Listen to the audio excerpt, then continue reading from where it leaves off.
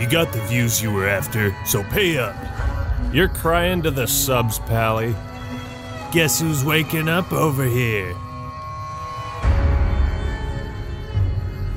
Time to cash out. Will you get it over with? Maybe cons liked Fallout 4, but I ain't a fink. Dig?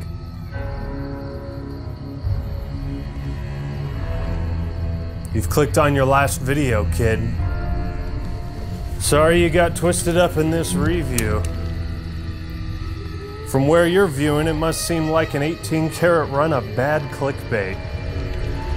Truth is, New Vegas was awesome from the start.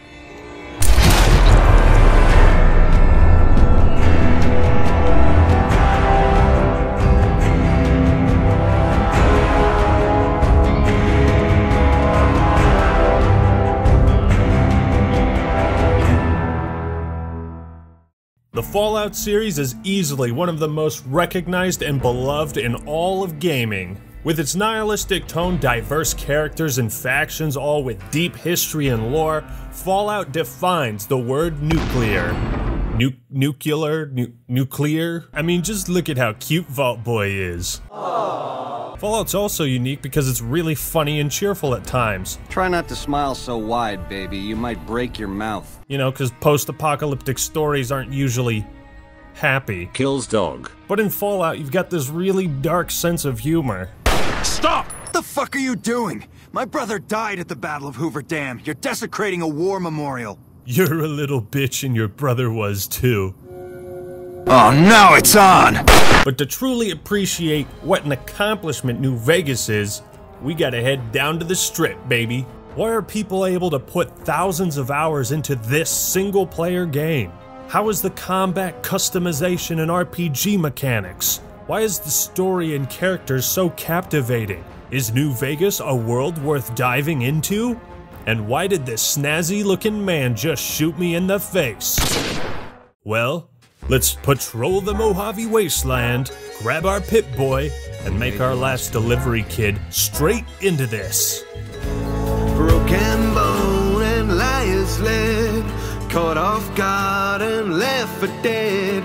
Luck keeps turning as the light begins to dawn. With the first two Fallouts releasing in back-to-back years, it would take another 10 and a complete buyout of the IP from Bethesda to turn Fallout into what it is today. Which, oh shit. That wasn't supposed to happen.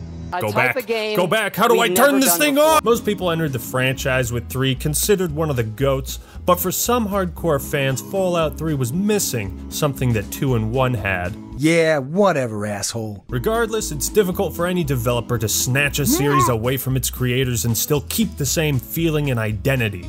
Often we end up with something that feels like a knockoff. Other times the world is tortured with the release of something like, believe it or not, Fallout already has a cheap knockoff. It's called 76. Honestly, Bethesda deserves a lot of credit for taking the series into 3D. If you don't like 3, just remember we wouldn't have Vegas without it. But there was room for improvement.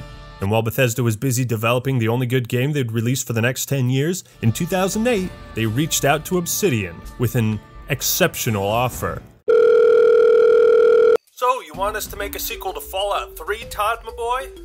That's right, but here's the catch, baby. You got 18 months, dig? 18 months? Are you mad? And it better get an 85 on Metacritic or else you won't be getting a bonus, kid. You ain't a fink, are ya? Bitch, don't you know how long this takes? We wanted to make sure, when looking at the mechanics for the game, that we weren't trying to reinvent the wheel. A lot of people like Fallout 3.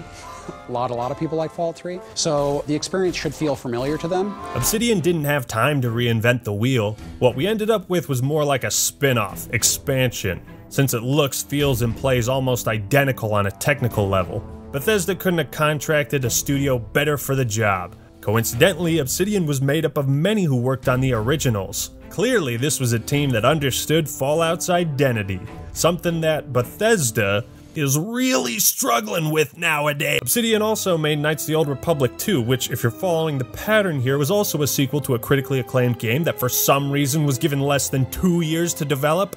Both New Vegas and KOTOR 2 were extremely ambitious, had fantastic writing, large in part due to Chris Avellone. Seriously, this dude deserves way more recognition. To make anything halfway decent in the game industry typically takes 2 to 3 years. Yet somehow Obsidian just pulled it together on New Vegas just as they did before. So without even getting a glance at Doc Mitchell's fantastic mustache, New Vegas is already an accomplishment simply because it exists. Fallout New Vegas has been the most requested review on this channel for the last 2 years, large in part due to the efforts of the NCR Trooper. Patrolling the Mojave Wasteland almost makes you wish for the Actman to do a "Why was Fallout New Vegas so awesome" review. Yes, I see. Patrolling the Mojave Wasteland almost quiet. makes you wish for the Actman to do a "Why was Fallout." I order you to be quiet. Patrolling the Mojave Wasteland. Shut up! Will you shut up? Only after I put 50 hours into New Vegas and stood atop Hoover Dam waving the flag of a two-headed bear did I finally understand why so many people love this game.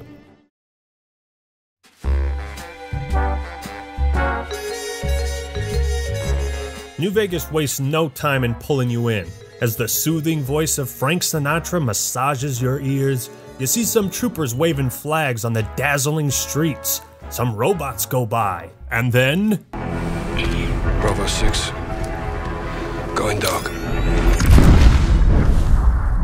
Priority 1. We see a different group of troopers head into the city. The camera pans out further to a remote location, and we hear the all-too-classic phrase.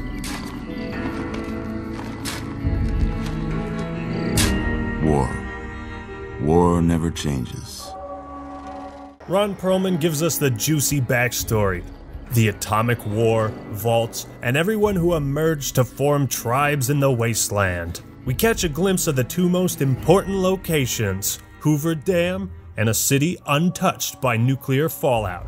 The narration might lead most everyone to believe who the good guys and bad guys are. But New Vegas plays with a stacked deck, baby, and this is one of its many tricks.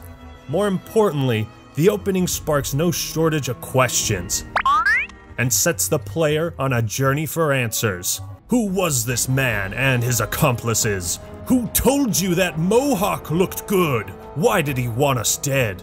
Where can I get that suit? What were we delivering and to who? Find out next time on Fallout Ball Z.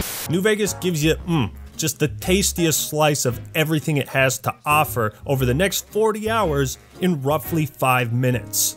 So having been shot in the head and left for dead in an unmarked grave, you, the courier, cheat death. Oh man, how about that? My head. I had a dream I stopped playing video games for a day.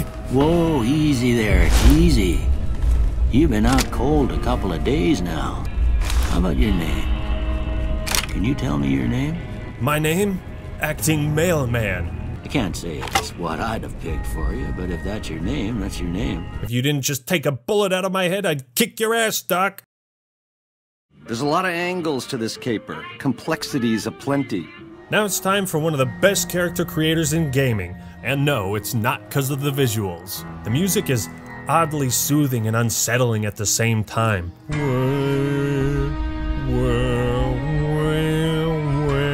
Really powerful piece, and to my knowledge, it's the only time you hear it. Dr. Mustache wants to know who you main in League of Legends, what sort of playstyle you prefer. He does this by asking your opinions on some fine art. Yo, that's definitely two bears high-fiving. Now this is such a great way to introduce decision-making to the player.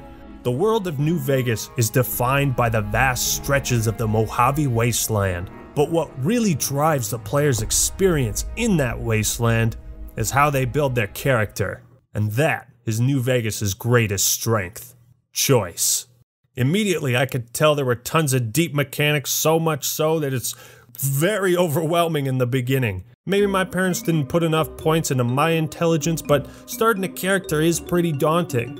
What's this? How does VATS work? What does crippling limbs do? How in Easy Pete's name do I hack terminals? No, seriously, what am I supposed to do? Why does my gun only fire when it feels like it? I don't really feel like it. If you're new to Fallout and trying to understand how everything works right from the start, just play it. Fake it till you make it. You'll get the hang of things.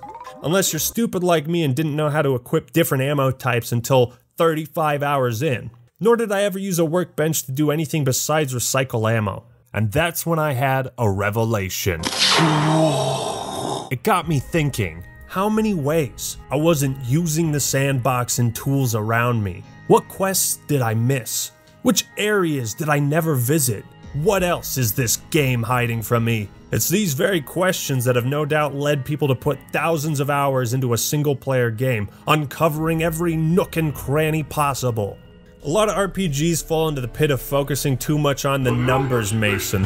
How high is your light level, Guardian? Nobody cares, Zavala. You don't like the light? Most first-person shooters don't have RPG mechanics, and those that do are often pretty shallow about it. New Vegas caters to fans of RPGs and shooters because you can play the numbers game if you really want to whoop ass, but you can still survive the wasteland if you don't.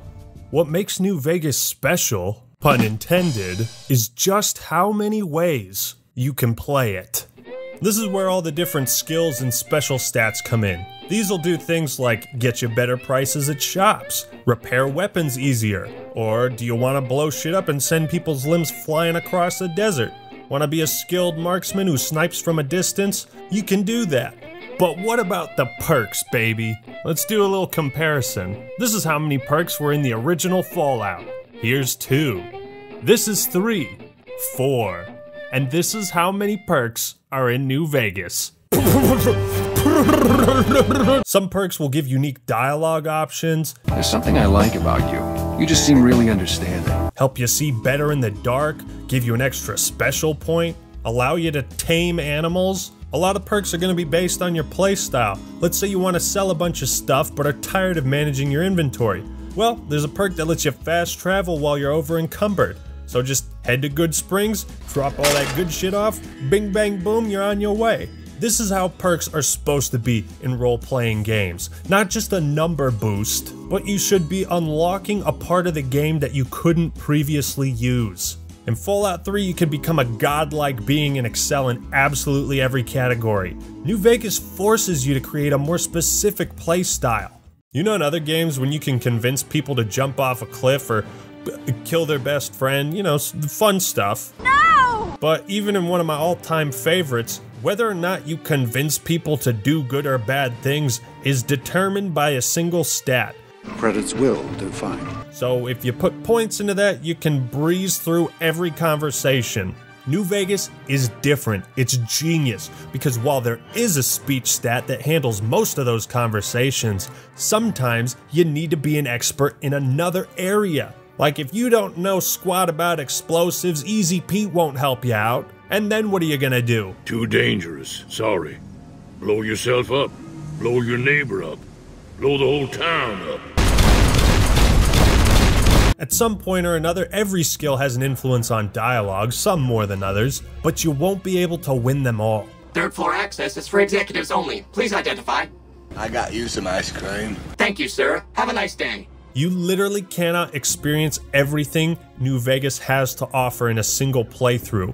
If you put all your points into lockpicking, you can open everything, but you can't convince this kid to buy drugs from you. And that's a real tragedy. Red Brick never touches Kim's. New Vegas is based on trade-offs. Trades give you positive and negative bonuses right from the start, and these are going to severely affect your playstyle. Best of all, if you picked Wild Wasteland, you get to fight aliens and see all sorts of crazy stuff. Often in RPGs, at some point your character becomes so overpowered, it takes all the decision making out of leveling up, because you're gonna kick the game's ass whether or not you can be noticed underwater. Every time I leveled up in New Vegas, I took a solid 5 minutes to look over my options. Skills, perks, traits, stats, challenges. All these mechanics work together in harmony. That's why this game has such a satisfying progression and fair challenge. What's that? Oh yeah, I guess we're still in the tutorial. Well, thanks for the Pip-Boy, Doc. Hope I don't come back to kill you later. And now, my friends, let the great journey into the Mojave Wasteland begin.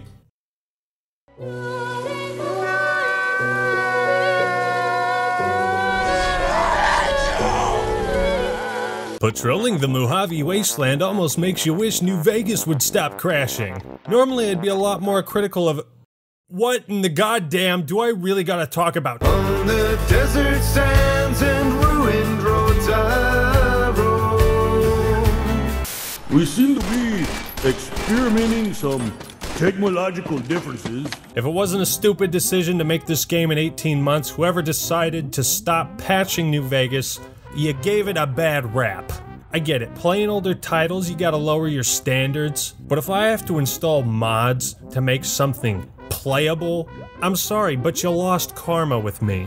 New Vegas is far from a perfect game, and that's what is so tragic. Let's say it was remastered and played on a new engine, bam, just like that, it's in the conversation for top 20 video games of all time. Bethesda's legacy is so inescapable that even when they commission other people to make games for them, they're still riddled with bugs, and not just ants. Hey, that really sucked! Writing, combat, world design, music, everything else is perfect. But that's the thing, all of my problems with New Vegas are on the technical level. Would have been nice to spruce up the animations, improve the visuals, make the AI better.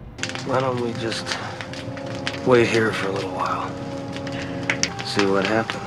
But I imagine the jankiness, crashing, and lack of polish were all due to the rushed deadline. So if you can bite your tongue when the game inevitably crashes, if you can look past the technical problems, and you really should, what you'll find is an experience like none other. So your first goal is to track down the man who shot you and also find out who these two goons are.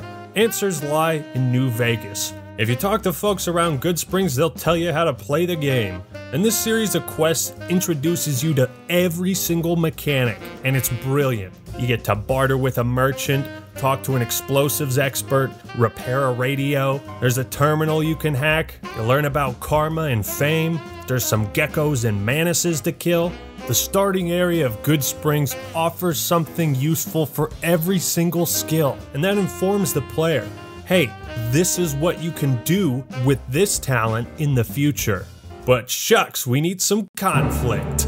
Turns out there's a fierce rivalry between the local powder gangers and the citizens of Goodsprings, which is an identical setup to the final quest. You're given two options. If you defend the town, you need to visit each person and rally them together, but convincing them to fight requires a different skill. That's just good game design. The tutorial ensures that no matter how any person creates their character, they'll be useful in some way. The other choice is to side with the powder gangers and kill everyone. Shit, yeah. Thanks for teaching me how to shoot a rifle, Sonny. These are the type of gut-wrenching choices the player has to get used to making. But what New Vegas is, what the Mojave Wasteland really is freedom. When will we be free? You think we can make it? Freedom!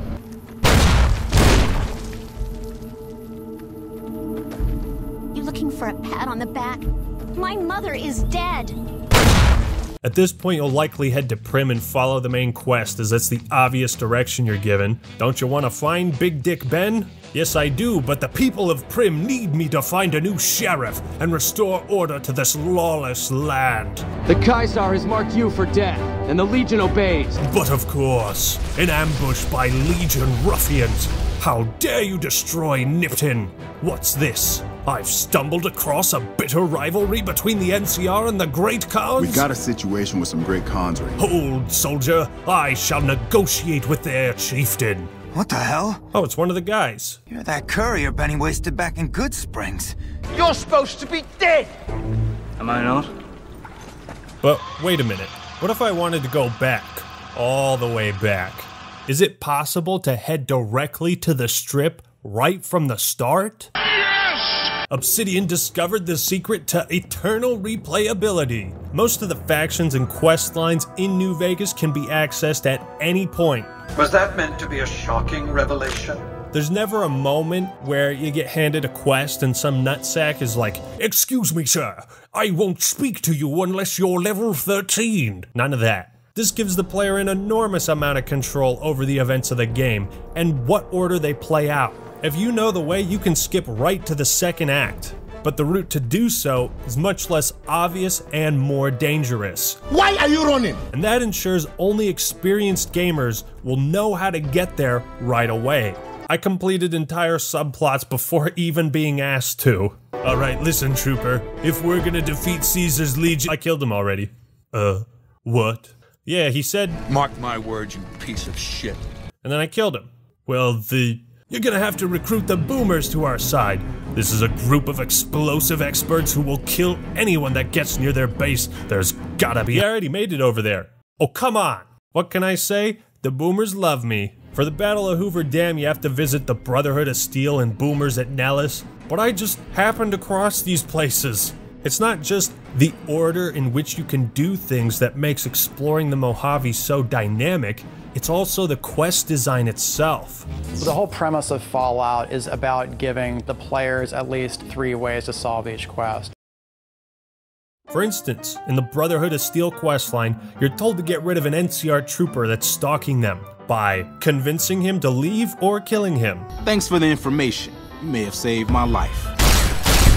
Next, you have to recover 3 lost holotapes in 3 separate locations and can do so in any order. But then you have a choice between showing the contents of those tapes to Paladin Hardin or by giving them to McNamara. Hardin wants the Brotherhood to continue exploring the wasteland and realize the Brotherhood's true potential, and McNamara wants to keep everyone locked down and safe during this pandemic.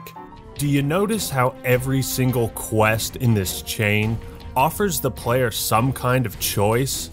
Do you see how it gives you a sense of agency and control?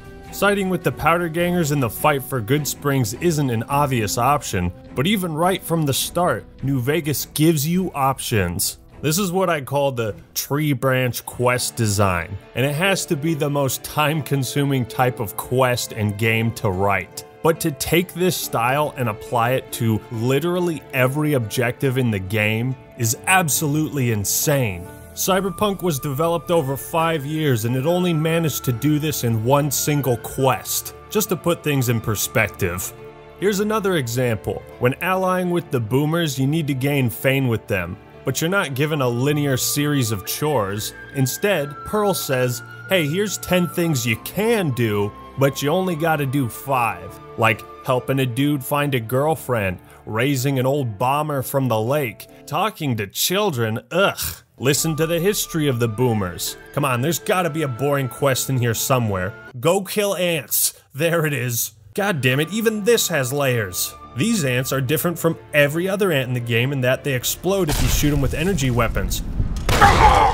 But also, if you have enough repair skill, you can make a sonic emitter that'll kill them all for you. This is the New Vegas secret to eternal replayability. With every storyline consisting of so many different choices and outcomes, it would take hundreds of hours to see and do it all. No quest is ever as straightforward as it seems. There's one where you're hired as a guard for the Van Graff's weapons store, and you have to decide who to let in. If you let this guy in, Allahu Akbar. Turns out he's a suicide bomber.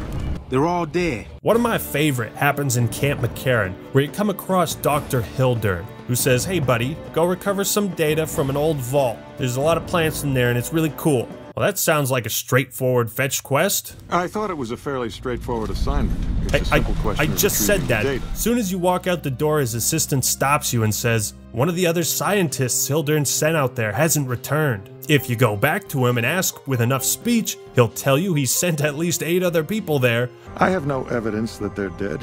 1,000 things could have happened between here and the vault. Oh, none have returned? Gee, I wonder if anything weird is going on over at Vault 22. Using this knowledge, you can negotiate for more caps, and just by spending a little bit of extra time talking to people, you've not only learned more about the quest and the story and potential danger, you've gotten a better reward for doing it. We see that the plants have grown throughout the entire vault, creating these spore crawlers and other nasty plants. Terminals are scattered everywhere detailing what happened, how this got out of control, and you find the missing scientist Keeley and the data. She wants you to destroy it so that nobody else uses this to weaponize it, and now the motivations of Hildern become clear. You can lie to Keeley and not force a fight, take the data back to Hildern and just forget about it, or you can destroy the data and return to him empty-handed. New Vegas has so much more going on behind the scenes than it's willing to admit, but if the player is thorough, they can uncover it. It's the most authentic, choose-your-own-adventure story ever told in gaming. That said, yes, you can kill everyone, except children, of course. That wouldn't be fun. Most of the story is all about who you help and why, but being a selfish asshole and killing everyone is literally always an option too. Someone's been murdered! Man down! And that's what's so cool. The game doesn't break if you kill Doc Mitchell, only your heart will. I love you! New Vegas has incredible writing and characters, but what makes it dynamic is how the story adjusts to your actions. Nobody is so important that the game has to arbitrarily block you from killing them. You triggered my trap card! If you kill Kaisar or the president of the NCR, they still wage war against each other, just led by different people. It's possible to get an ending slideshow where all the main characters narrate their deaths at the hands of the courier. There is a contingency though. Obviously the player needs certain information, so oftentimes there's like notes or journals. Should you silence them before? What's awesome is how NPCs react to your actions throughout the game. Caesar's dead. Bet he didn't see this coming when he was having his coffee this morning. The Legion's aggression will outlive Caesar. Indeed, they'll try to take the dam as a tribute to his memory. You know that Legion furry Vulpes you meet in Nipton? Well, you're supposed to talk to him later on after you meet Mr. House. But if you kill him, then another Legion guy takes his place and mentions it. Your crimes against the Legion, including the death of the fearless Vulpes in Kulta, are hereby forgiven. Recruiting Boone will often make NCR troopers say, "Wish I had a first recon guy looking after me." Once you get the platinum chip, you don't even have to talk to Mr. House. You can just straight up murder him. Killing him before anyone asks you to will give unique dialogue that you wouldn't get otherwise. Now that that's out of the way, let's see. Mr. House was a concern, but someone conveniently dealt with him for us. Oh, that reminds me. You might be happy to know that your efforts haven't gone unnoticed. The world of New Vegas is always changing around you. Where you go, who you ally with, what groups you destroy, the weapons you use, and how you build your character. It all matters and makes New Vegas engaging from start to finish. Every playthrough is gonna be different. This is the ultimate sandbox game. I don't enjoy killing, but when done righteously, it's just a chore, like any other. But for all its successes, New Vegas sure does take its sweet time getting to the good stuff. The right stuff.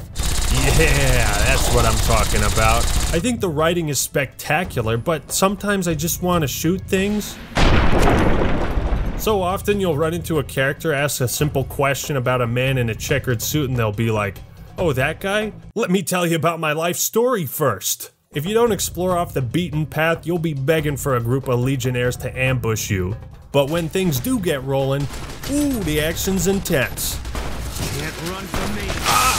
Get him off me! Get him off me! Help me, dude! New Vegas was able to blend two polar opposite genres together in a way that I don't think any other game has.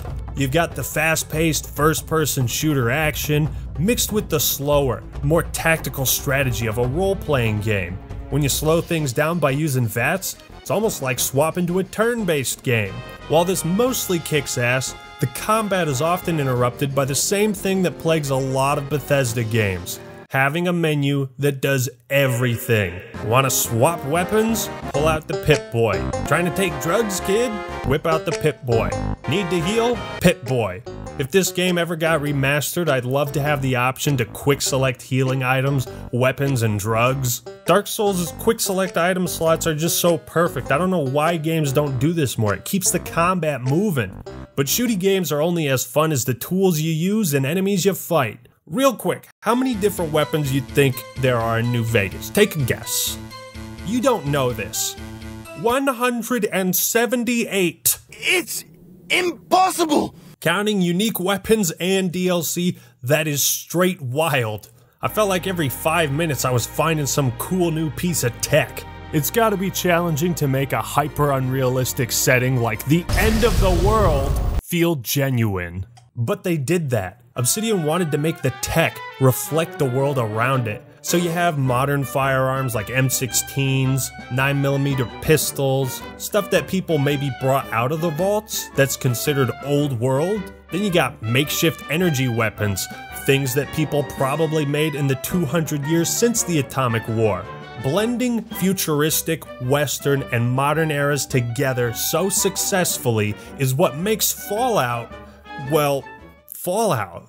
New Vegas never had me question if any part of it was realistic or not. Based on your reputation, certain areas can be inaccessible, at least not without killing everyone. Depending on who you travel with, certain companions will straight up tell you, "Just so you know, I hate the Legion, and I'll murder each and every one I see, man, woman, or child." That's great, Boone. I'm gonna leave you here and go strike a deal with Kaisar. But you can sneak into these areas by wearing the outfits of each faction.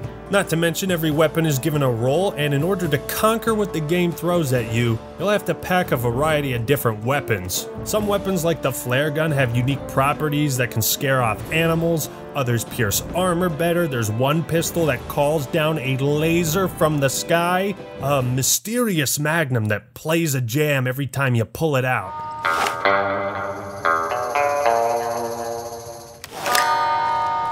The Gatling laser is something Jesus Christ would use, but it burns through ammo like nothing else. Some melee items like the thermic lance are good even if you don't dump points into the melee skill. Boy, Cass didn't last long. In my playthrough, I rocked everything from grenade launchers to snipers, revolvers, shotguns, plasma rifles, shoulder-mounted machine guns. It's a beautiful dance of death, and you are Death's courier. But I got a question. What sort of enemies would you create in a game that takes place in a post-nuclear world? Mutated humans? Ghouls? Giant fire-breathing geckos? Two-headed cows? Radiated scorpions? Dinosaurs? In the Mojave, you're bound to run into some drugged-out creatures, and it's such a neat detail that most of the animals are reptiles because reptiles like the desert. More importantly, New Vegas answers the question, what would happen to animals in evolution post-nuclear fallout? Rather than doing what Cyberpunk did and just cluster the same enemy type together in 1,000 locations, New Vegas is actually smart where they place the enemies. They're careful not to throw any one type at you too often, so the Mojave is constantly throwing different things at you. Some baddies might seem overpowered, but they all have weaknesses. And this is where crippling limbs comes into play. Cazadors can close the gap in seconds, but if you cripple their wings, they are laughable. Knight can use Stealth Boy, so a high perception is required. Now, there is somewhat of an exploit by using a Stealth Boy and just sniping the toughest enemies in the game from afar.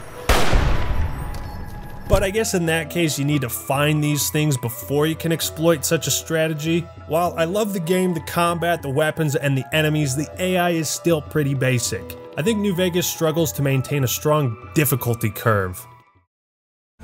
Lumbering across the west, ruined treasures repossessed, resurrect the old soul of America. If you told me there was a game that combined the time periods of ancient Rome, futuristic Western, and World War II era, I'd say that game is probably batshit crazy. But the last thing I'd imagine is that this combo would actually work. While the writers did a kick-ass job of molding all the factions together in a cohesive world, it's also in the level and world design that Obsidian went above and beyond. They took the setting of Vegas and slapped a post-nuclear skin over it, taking inspiration from real locations right down to the nitty-gritty details.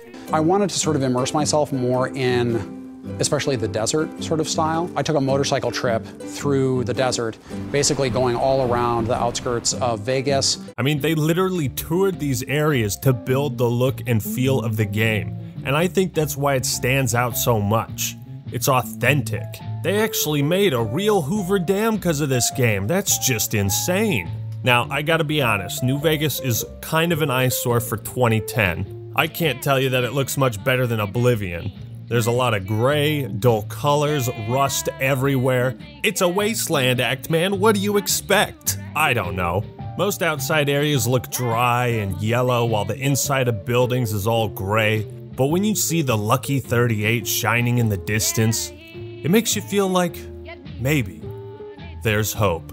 The city of New Vegas is a shining beacon. While you're dicking around with cazadors or doing whatever, it's a constant reminder of your ultimate goal. And by keeping this landmark inside of the player from so far away, it makes New Vegas seem like a mystical place, which it is. One of the only locations that still holds a feeling of old world civilization. Because of the setting and different themed casinos, the Strip feels like an amusement park of sorts, an escape from the dreary atmosphere outside. There's one quest where you can recruit people to perform in the Tops Casino, and before you do, this billboard doesn't have much text on it, but as you recruit people, you not only get the coolest Magnum in the world, but also see the names of the people you brought in. This is one of the many ways the level design changes based on your actions. New Vegas proves that you can make an immersive world without cutting-edge graphics and radiant AI. With Wild West-style saloons, futuristic atomic bomb museums, there's a lot of cool stuff to see and do. Through clever use of landmarks, there's always something interesting off in the distance. It might just make you want to see what that giant dinosaur is all about. Then you go in and discover a quest, and that's what's so magical about these types of open world adventures, but New Vegas in particular. You can pick any direction you want, and eventually you'll find something interesting. You'll discover new stories, locations, and people. Scattered strays who lost their meaning, brotherhood to hide and hoard, followers of help and healing, the addicted, lost and scorned. Howdy folks, it's Mr. New Vegas, and I have a good feeling about all of you listening. After I confronted that son of a bitch Benny, What in the goddamn? I decided to give this cool cat a chance to explain himself. Oh, who would have guessed this two-timing Fink would double-cross me and send some hitmen my way? What the fuck? Now, however you choose to deal with Benny, it kickstarts the second act, and soon the player will get a chance to interact with each major faction. But we have a big question to answer. Why are politics in video games so bad? Dumb memes aside, New Vegas is the epitome of next-level writing. Nobody's dick's that long. I think the best games are those that get you to think on a deeper level. By the end of the story, the player will have made a choice of which political and social ideology they put into power. Whether you realize it or not, New Vegas is asking you philosophical questions about what the most ideal type of society is. Ladies and gentlemen, this is how you put politics into a game and make it interesting. There are literally 125,000 factions in Fallout New Vegas. We're probably gonna have to cut some of them. There's the NCR, there's Caesar's Legion, there's the PTA, Mickey Mouse Club, Alcoholics Anonymous is in there right now. But who is most fit to rule the Mojave? One thing's been made clear so far in our travels, this place is fucked. Someone needs to step in. Well, let's meet our contestants. Mr. House, current dictator of New Vegas who wields an army of Securitrons. New California Republic, the old soul of America, a democratic organization that suffers from internal corruption. Caesar's Legion, a brutal imperialistic totalitarian dictatorship based on ancient Rome. And Yes Man, an independent robot seeking to liberate New Vegas from the other three. But the Mojave is also made up of smaller but still important groups. The Great Khans, a nomadic tribe of raiders and drug-dealing hippies. Grudalicious. The Brotherhood of Steel, a militarized secret society bent on preserving technology and human knowledge. The Boomers, an isolated band of explosive fanatics. Now, Obsidian did a phenomenal job giving personality and backstory to each group. More importantly, Obsidian answers the question, what kind of groups would rise from the ashes in a post-apocalyptic world set around New Vegas? A bunch of Elvis Presley impersonators, that's for sure. The thing of it is, we don't even know what his name was. All the posters just referred to him as the King. This is where New Vegas reveals its royal flush. All the factions are at a poker table and the courier is the dealer. able to stack the deck against whoever they choose. At first I was like, well, these two are dictatorships and I'm not a big fan of those, and we need some kind of government, so Yes Man is out of the picture. That leaves the NCR. Surely a democracy is the best choice, right? I love democracy. What's that, Colonel? You want me to assassinate the leader of the Great Khans? I don't enjoy killing. That sounds kind of evil, but... We don't have time for diplomacy. Alright, if it's for the greater good. So there you are, helping to rebuild America. You go back to the Colonel and she says, hey, can you exterminate every single last person in the Brotherhood of Steel? Is there a peaceful option? No. Good thing I sided with the NCR, and no way am I regretting this decision at all. New Vegas has such a unique approach to morality because the Big Four all have compelling reasons for why they should rule, but also have crippling flaws. The New California Republic is the antithesis to the Legion, a revival of old world values like democracy, liberty, freedom, law, and order. But everywhere you go, you hear people complaining about their lack of organization, the bureaucracy that prevents them from making real changes. The water ration's still a problem, and the NCR doesn't look like it's going to do anything about it anytime soon. Some say the old world values they parade around are the same ones that led to nuclear war in the first place. The bear grows without structure, follows a symbol without knowing its history.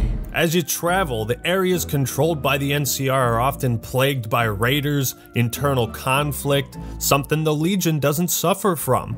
The NCR is spread so thin that troopers are constantly requesting your help because they have no reinforcements, no backup communication. The NCR simply doesn't have the manpower or resources to truly unify these groups. Hell, they can't even unify themselves. People turning against each other when the Mojave's at risk of falling? If the Republic's sinkhole progress doesn't kill us, greed will. You can actually use this knowledge to convince the final boss, Legate Linnaeus, to back down on his campaign. The NCR also seems to be incapable of negotiating peacefully with groups, instead opting to just kill everyone. There's a shocking lack of diplomacy and discipline across the ranks. I've told him he could make my job a whole lot easier if he would just let me shoot anyone who talks back to me. This is the woman in charge of interrogating prisoners in a democratic society. And she's a lieutenant.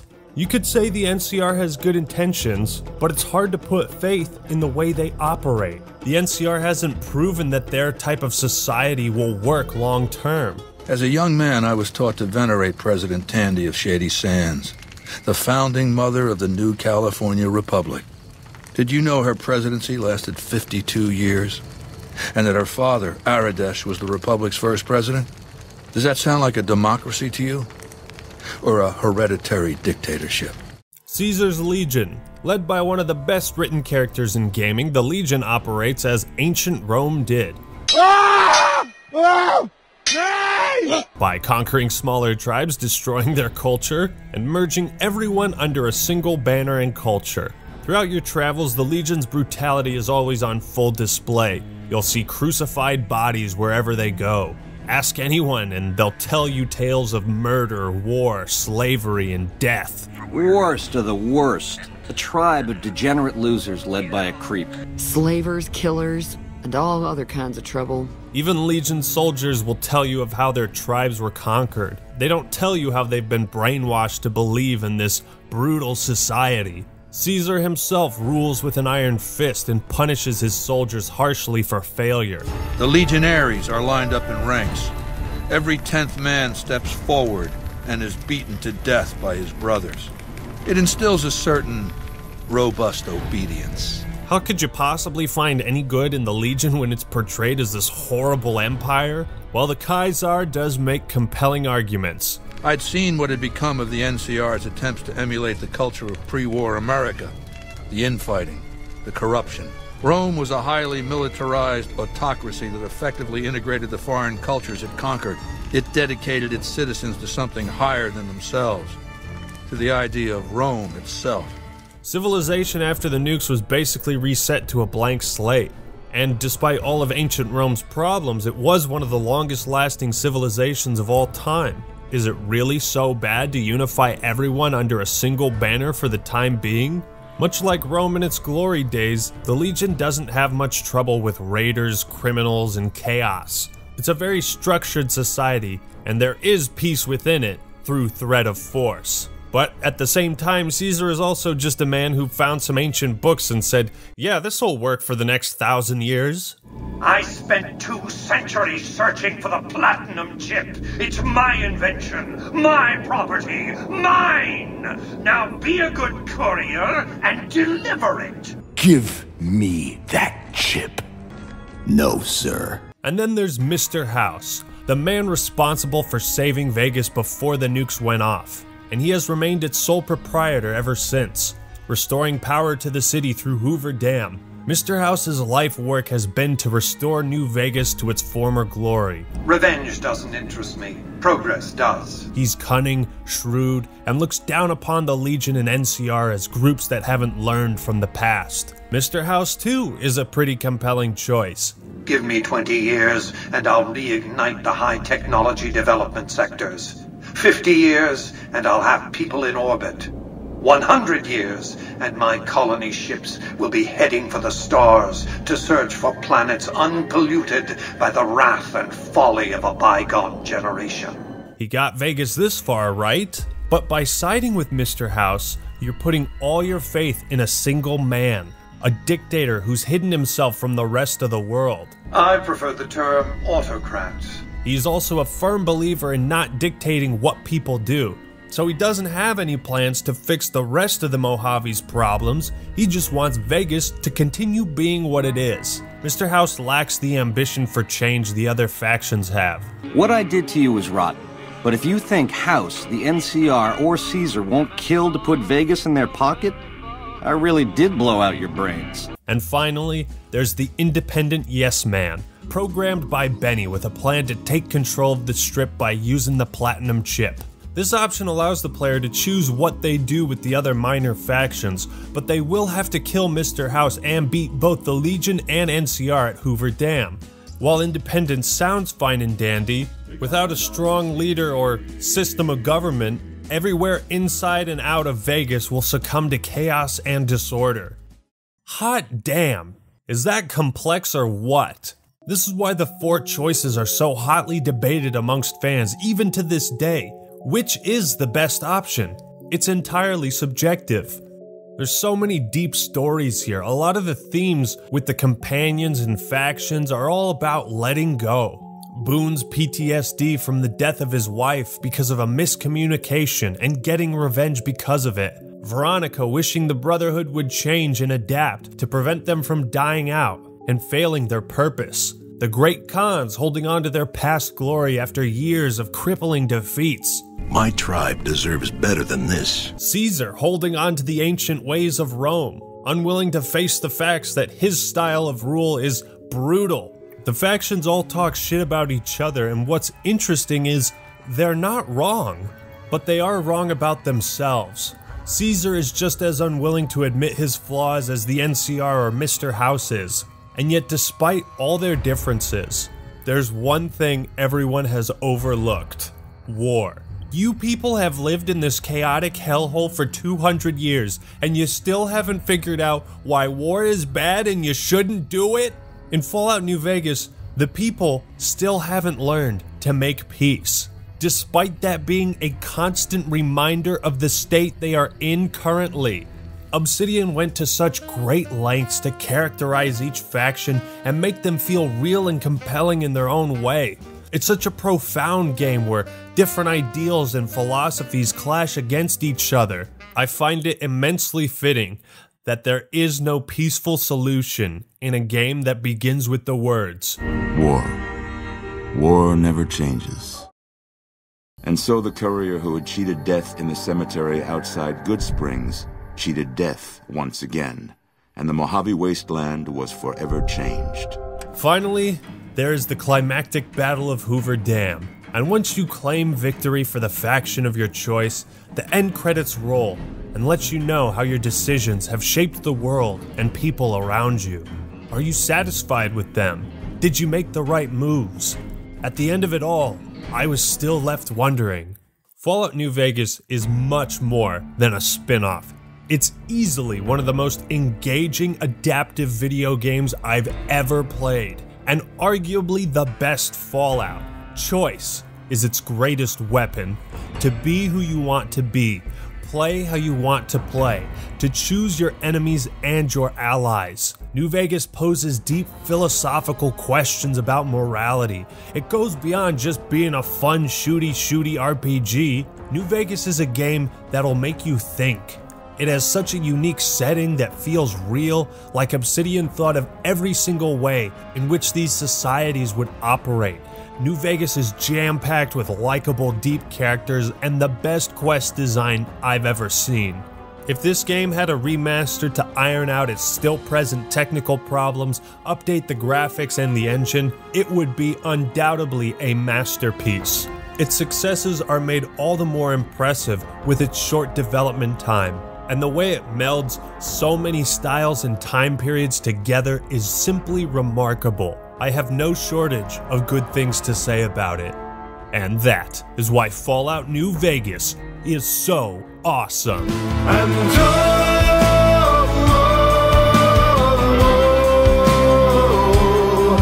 The bear is rolling out across the west, and